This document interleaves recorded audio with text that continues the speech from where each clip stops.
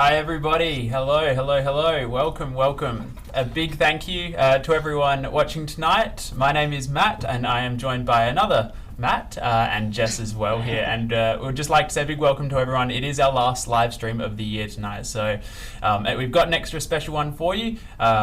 We've got Matthew Devlin, who is the bigger and better looking version of me, that's okay. But a VFX artist from Sydney who's been working on his major production Restraint, which I'm sure we're all going to learn a lot tonight about. I'm really excited to hear a lot about it as well.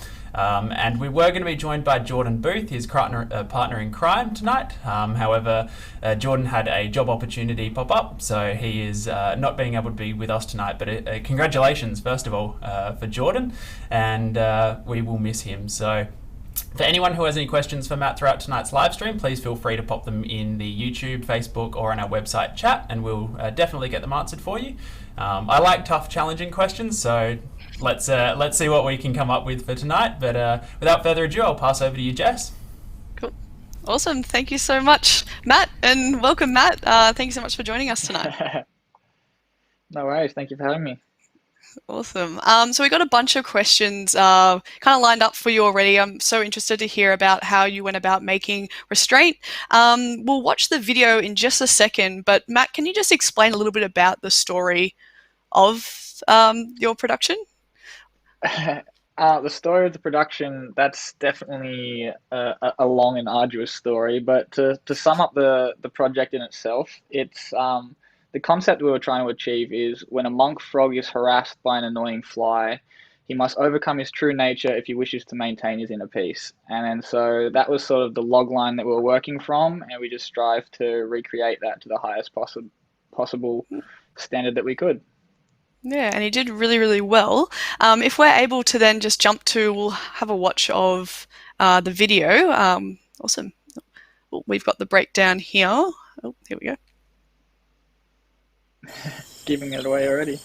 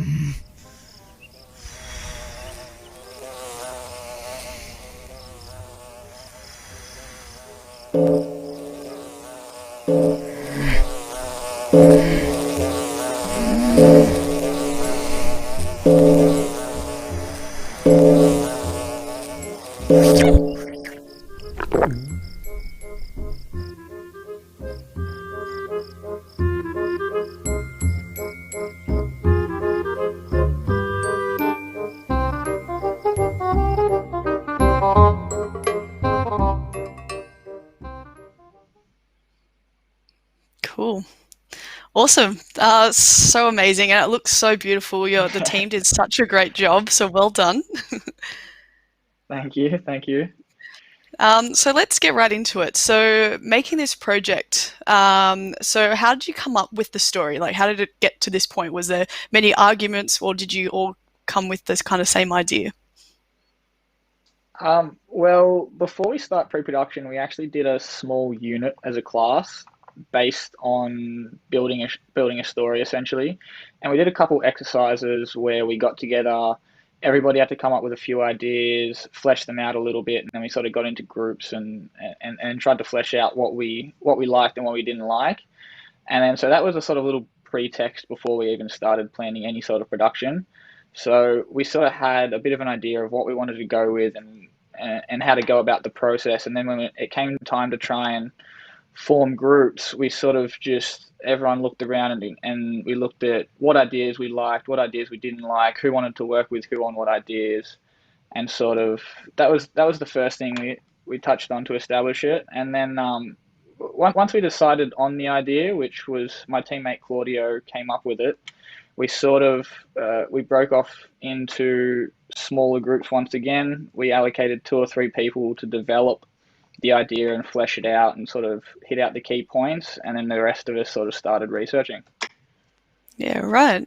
You kind of touched on your team as well. So how many are in your team, and how was that formed?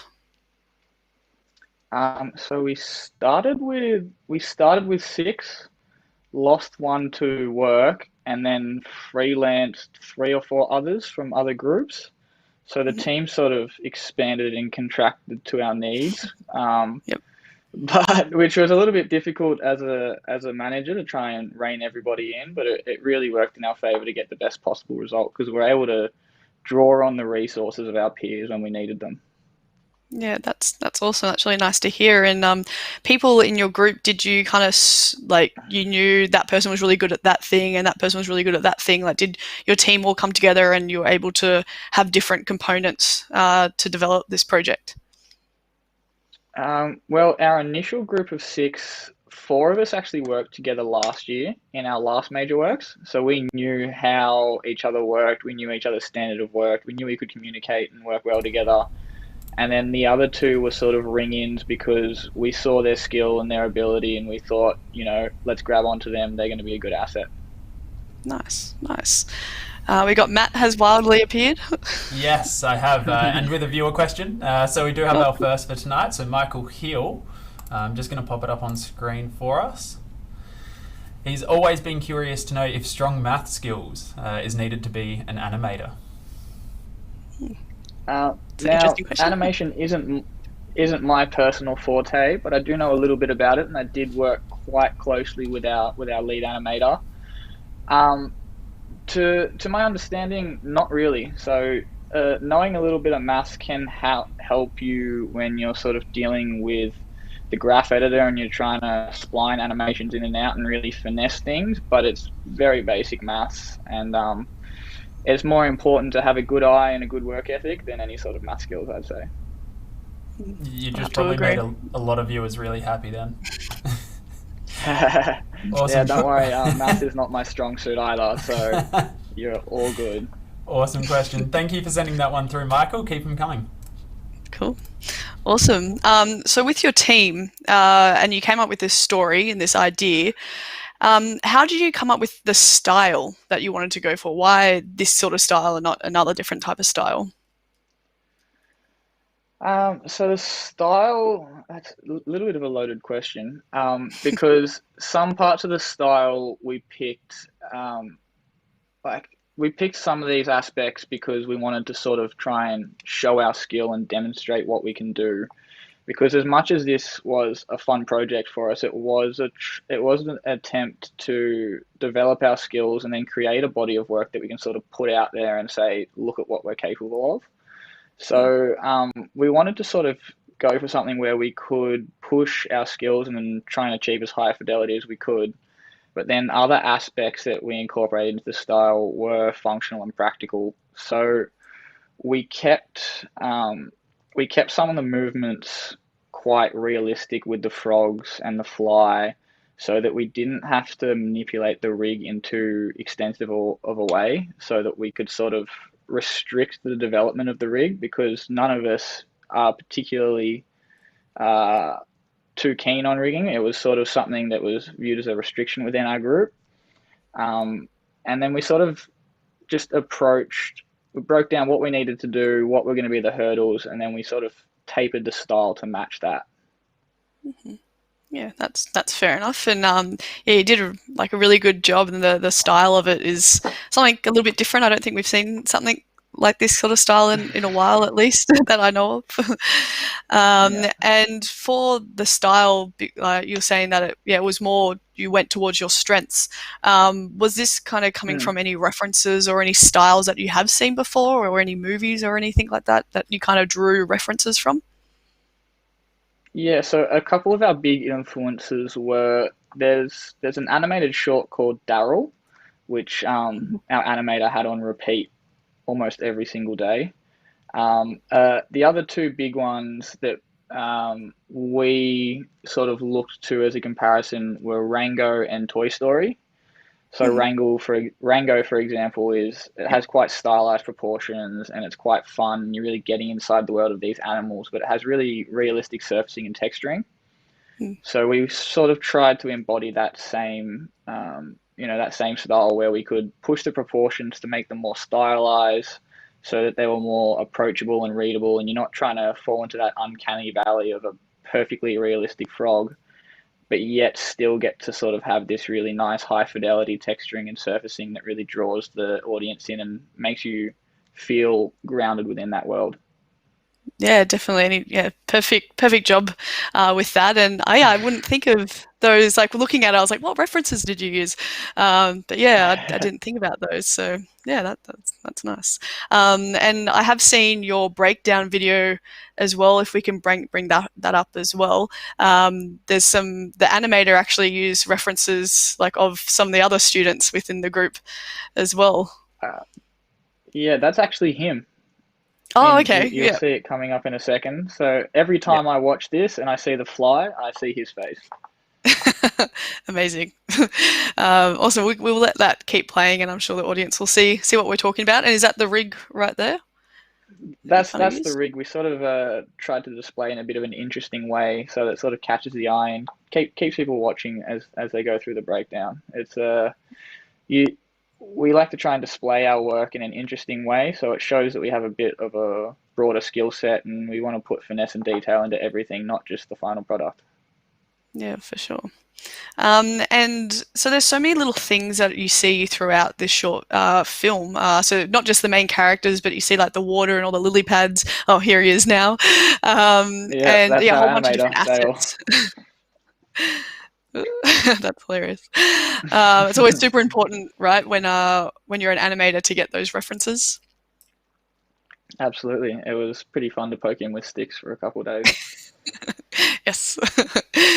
Yeah, so in this shot here, I see so many different assets in the background and things like that that aren't the main characters.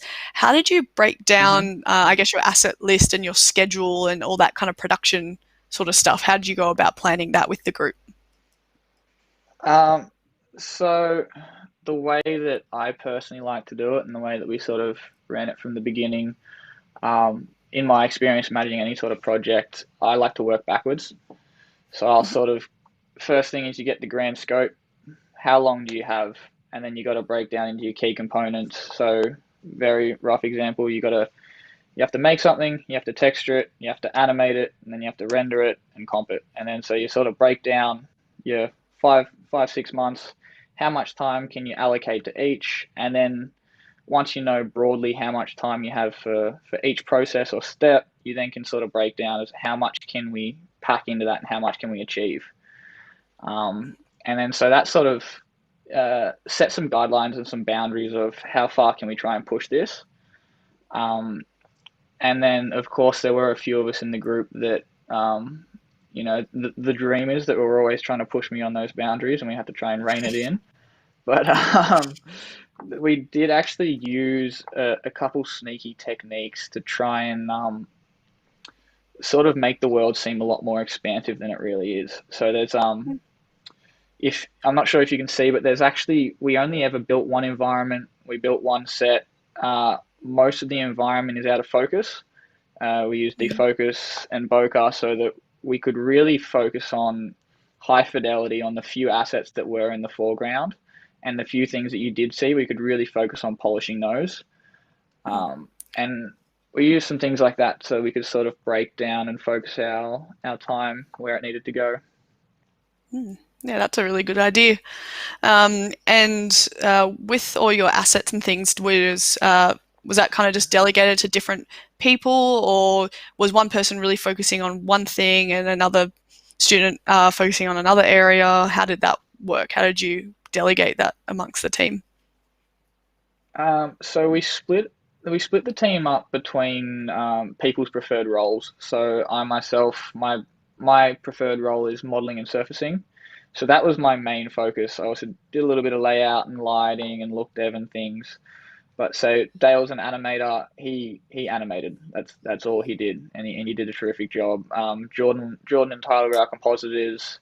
They did help a hand here and there in other things. Like Tyler did a little bit of look dev and modeling and things. Or so we sort of broke down what the roles were for everybody and what they wanted to do, and then we looked at the amount of work we had to do, and we sort of just put it up to, is there anything that anybody really wants to do? So I really wanted to do the fly. I thought it would be cool and interesting, so I stuck my hand up for that, and I really wanted the chance to do the mushroom once the mushroom came up, because I just thought it would be an awesome opportunity to really delve in and make a really nice shot. And then once everybody had picked and choose what they really wanted to do, we sort of just divided up the scraps. Yeah, nice. It looked like everyone did an amazing job, and actually everyone got all their bits done. And as you said, you focused on the main like hero characters and the hero items, and then use those compositing skills to do the blur with the background. So you saved yourself a lot of time there. That's really nice techniques. What programs? So I saw a couple of different programs there. What programs did you mainly work in, and what are all the programs you used, and what were they used for? We're going to go through all the programs. Maybe just some of the main ones. The main ones would probably be ZBrush, Maya, Mari, Nuke. We used a little bit of Substance. Say those are the main key ones that we used. Those are the big couple that we were spending most of our time in and day out. Those are our staples. Yeah. Matt's appeared again. We've got another viewer question. This one coming from Aidan Farmer, who does ask a good question in regard to, he's looking at studying at AIE. Does film animation translate to video game VFX, or is it similar?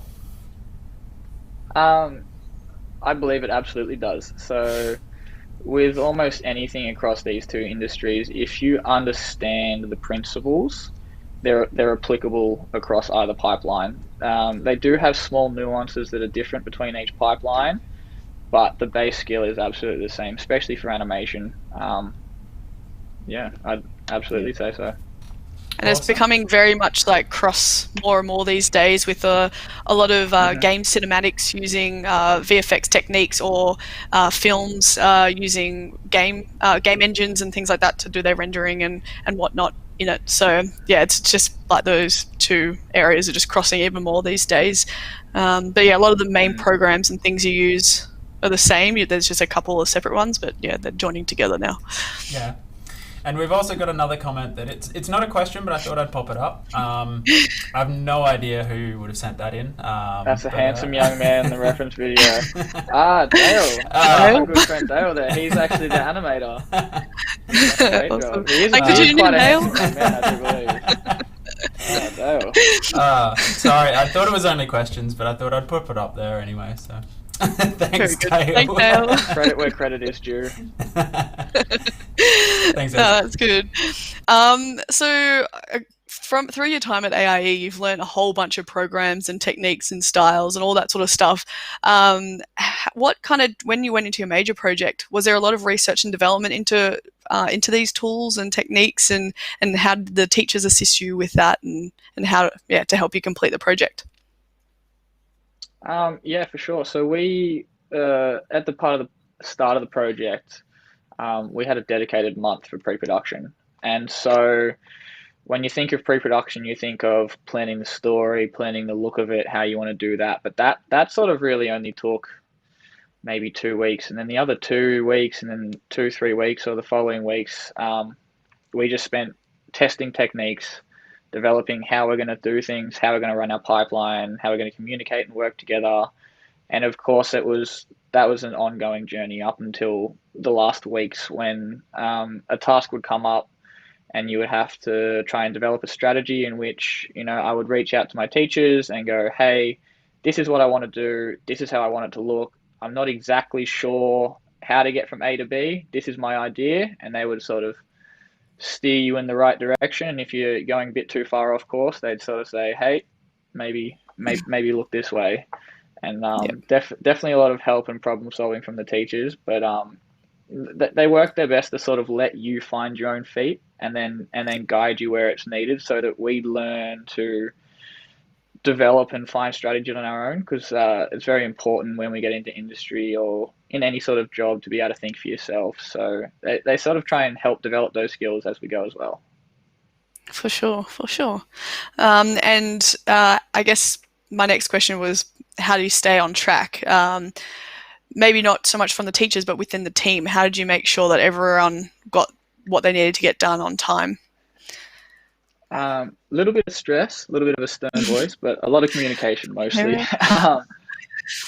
Yeah, so I was our role of manager was split between me and Jordan, who wasn't here tonight. Because he's a compositor, which is traditionally in the second half of the pipeline, and I was a modeler and texture, which is traditionally in the first part of the pipeline, but that very much gets blended. So about three-quarters of the way through, we sort of swapped over roles, um, and it was just, there was no fancy way of doing it, but we had a schedule, and the manager producer just had to watch that schedule like a hawk, and if things were starting to slip, talk to our team, communicate. Every morning we'd sort of say, all right, what do we need to do for the day? This, and then when we would delegate a task, give them a time frame, check in with them, and it's just, yeah, there's no real simple way about it than just time Communicate. management, staying on top of it. Yeah, communicate and talk and just check in with everybody how they're going. Yeah. How did you feel as a team to be able to communicate? I know it can be tough sometimes, but how did you make sure that you guys communicated more efficiently than, I guess, some other people? I think me personally, I'm quite a big talker. I'm quite a big communicator, and I come from a background of I used to be a tradie, so everything worked in a team. Everything was communication. You couldn't do anything on your own really. So I had every morning I would come in, check in with everybody, see how everybody's going, just talk to everybody constantly, and I would try and encourage my team to talk to me as much as possible too. So just trying to keep open lines of communication and listen to people about how they Mm. feel, not just saying, have you done this, or what have you haven't done, or how do you feel about that? You know, how are you feeling with the load I've given you? You know, do you feel like it's too much? Do you need any help? And it's just trying to talk as much as possible. Yeah, good. That sounds really nice. So throughout the project, was there any maybe horror stories you could tell us? Maybe you lost renders, or I don't know, hard drive broke or uh, something like that.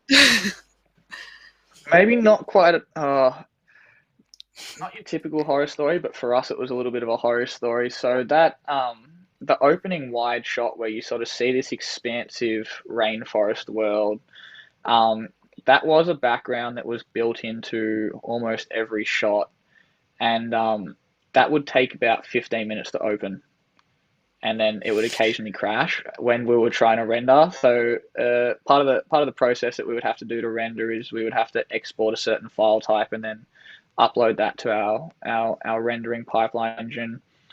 And we would get about a quarter of the way through, and then it would crash, and then you'd spend 15 minutes opening it, and then it would crash, and then you'd get another third of the way through, and then it would crash, and then we spent days on end just trying to get this scene working. And it had some bugs built in because we are students, and we were learning along the way, but it just got very heavy towards the end of it, and we only have limited resources as students. Yeah.